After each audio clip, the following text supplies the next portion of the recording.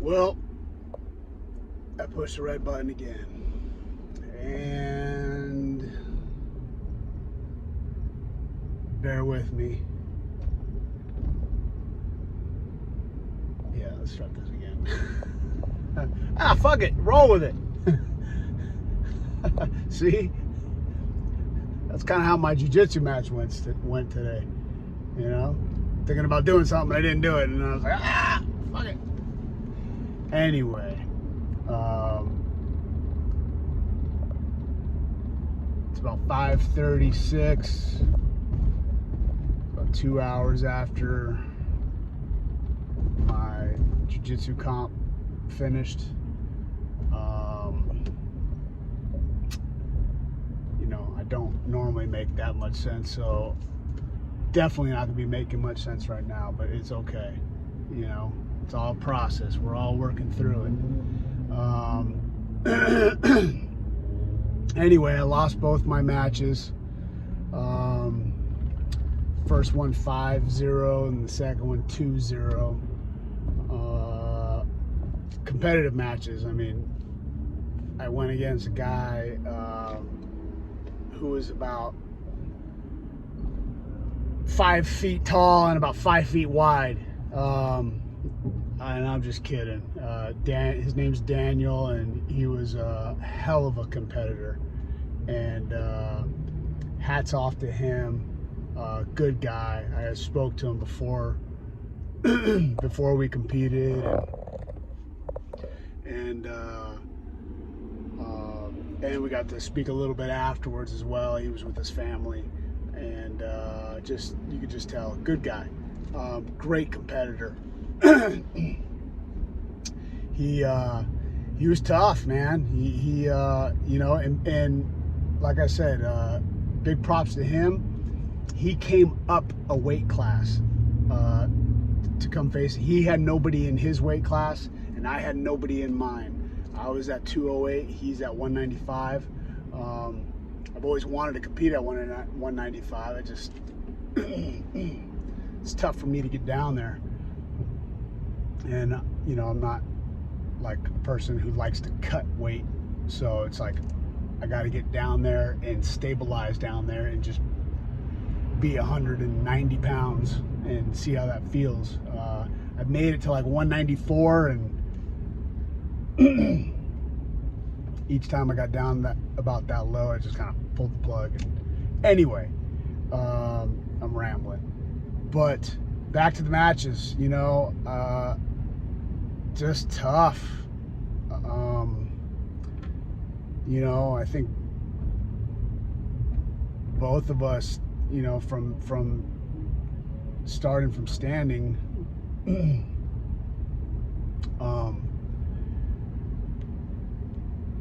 you know, typically nobody wants to go down and nobody wants to pull guard, and I especially didn't want this guy who's so compact to be on top.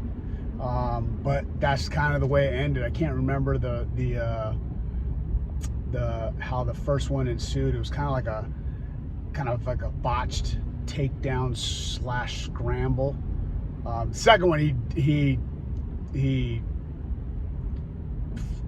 chucked me over so he turned around, went to his knees, and I flew over. But so he got the points for that. But I was able to kind of swing myself around and slingshot back into like half guard. But either way, like, you know, I mean, we were having a good time. We were even chopping up a little bit while we were getting after it. And even the first match, I was down 5-0, and there's like 9 seconds left, and he's huffing and puffing, and I'm huffing and puffing. He's like, "Are we good? Are we good?" I was like, "Yeah, man, we're gonna do it again in like 5 minutes." So we just kind of stayed there to the last 9 seconds in like a warm embrace. But you know, I heard my coaches, you know, yelling at me, you know, not yelling at me, but helping me out. Big Joe was there. He kind of came in at the halfway point of the, or no, he was there at the beginning of the second match, but he wasn't coaching me. Coach Steve-O was coaching me, and but it's tough. Like you hear what they're saying, you hear what they want you to do, and you're pushing through. Like by the second match, grips were blown, forearms were just jacked, and and you literally can't grab anymore. So which is good. We're there to do jiu-jitsu, not there to play tug of war. But it was a great experience. I learned a lot. I shouldn't be telling you all this, but for the jiu-jitsu players out there scouting, just kidding. But I lost my train of thought.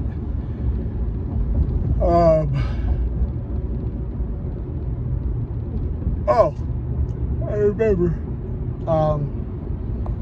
But typically, shorter, compact guys give me a problem. Like, I'm tall. I'm 6'2". I think Daniel was probably like, I don't know, he's probably like 5'7", 5'8", 200 pounds. He was a spark plug, man, a little fire plug. And typically at 208, I'm usually a little bit quicker than most of those guys. And Daniel was definitely, he was a little bit quicker than me today. So every time I tried to move or I'd separate or I'd start to try to set up a sweep one way, he just kind of like pop his hips like and close the distance right away. And I know when, if you're doing whatever, like whatever sweep I was doing, I don't know if it wasn't a butterfly sweep. It was.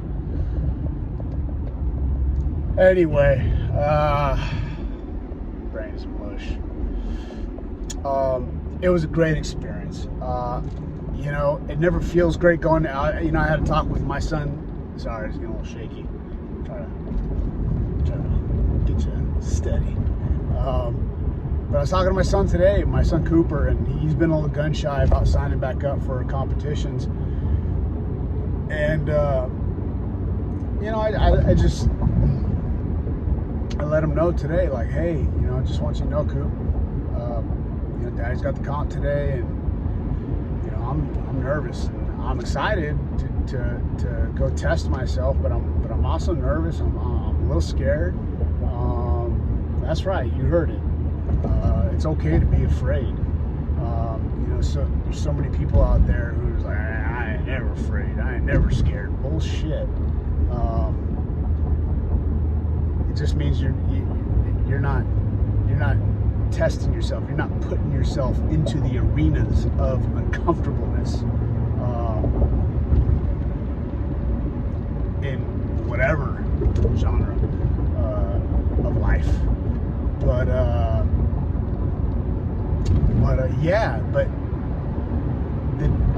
the thing of it is when I do feel that way, I know that I have to go do it. I know that I have to attack it.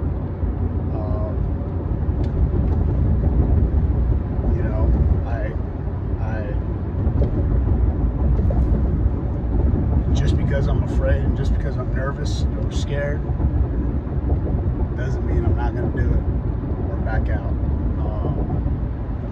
So that's part of the thing to get through it. And look, yeah, I mean, shit, I'm 47 years old. You prepare, you do all these things, and of course, it feels great to win. I'm not gonna lie, it does. And I had a little bit of pouty pat afterwards. I had a little pity party, but introspectively. I wasn't walking around moping or anything like that. Or, you know, I was super happy for Daniel. But at the same time, I know, you know, not that I could have done better at the moment, because I gave it everything I had, 100%. So, and I was prepared. So there's no excuses. Everything always happens the way it's supposed to happen.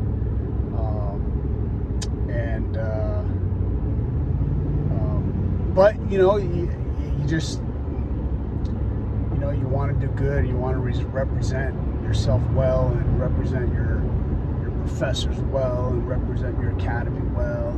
And the thing is, you do by just frickin' signing up for these things, man. You are representing them well. You are holding the line.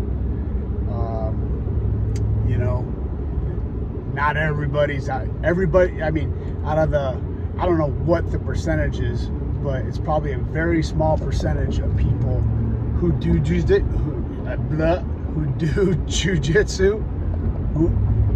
who even compete. It's a small percentage. So you're at the tip of the spear, even at your age. So be proud of yourselves, and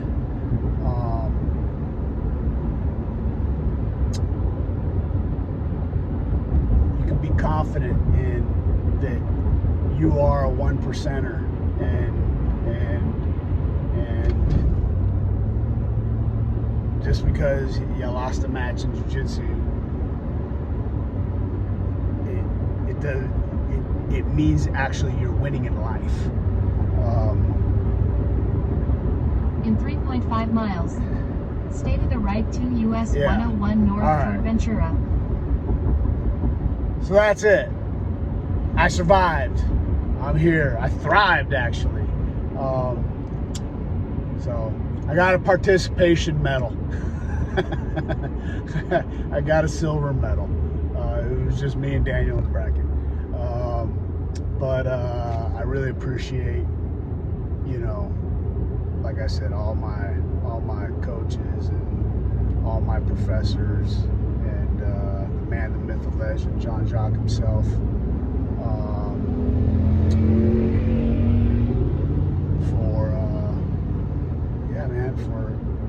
For teaching us his style of jiu-jitsu, and giving us the freedom to develop our own styles. Man, I can't say enough. I'm proud of, you know, everybody in our academy that competed today, and even the ones that don't compete. You know, there's people that came just to cheer people on. You know, and it's a very selfless martial art, and there's a lot of people that sacrifice time in their life to come help us out, be there for us today, and for many other competitors as well. And you know, as a matter of fact, all the coaches out there, no matter, I coached my son's basketball game this morning. And you know, my older son had a baseball game that I missed, and you know, it kind of tore me apart a little bit. But you know, and right now I had to cut out of there. I couldn't stay too long because I'm trying to make it to my older son's basketball game tonight. It starts in 11 minutes, and I'm like 20 minutes away, so I'm gonna miss probably close to the first half, but making the effort. But anyway, the point being is, coaches, man, you know, there's so many people out there that are donating their time, and their dads and their moms, and you know, and they're working, you know, 40, 50, 60 hours a week, and somehow, some way, making the time to jump on the courts in the field of play to help coach, you know, these aspiring athletes In 1 mile, use the right 3 lanes to stay to the right 2 US 101 North for Ventura. young kids, and to help them develop to become good humans. Anyway, this is a long rant. I'll end it with that. I hope everybody's having a great weekend, and we'll oh shite, talk soon. One love.